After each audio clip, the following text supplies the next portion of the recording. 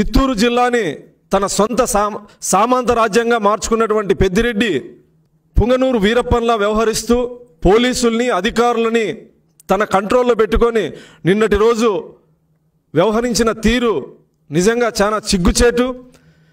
పెద్దిరెడ్డి పంచాయతీల్లో అన్ని పార్టీల తెలుగుదేశం పార్టీ స్వతంత్ర అభ్యర్థులను అందరినీ బెదిరించి ఏకగ్రీవాలు చేసుకున్న విధంగా మున్సిపాలిటీల్లో కార్పొరేషన్లో కూడా అభ్యర్థుల్ని భయభ్రాంతులకు గురి చేసి ఏకగ్రీవం చేసుకోవాలని చెప్పి చూస్తూ ఉంటే ఎన్నికల కమిషన్ రాజ్యాంగబద్ధమైనటువంటి పదవిలో ఉండి ప్రజాస్వామ్యాన్ని రక్షించాల్సినటువంటి ఎన్నికల కమిషన్ ఎన్నికలు పెట్టక ముందు అంకుశం సినిమాలో హీరో రాజశేఖర్లా ఆవేశపడినటువంటి నిమ్మగడ్డ రమేష్ కుమార్ గారు ఈరోజు ఎందుకు మెతక వైఖరి అవలంబిస్తా ఉన్నాడు?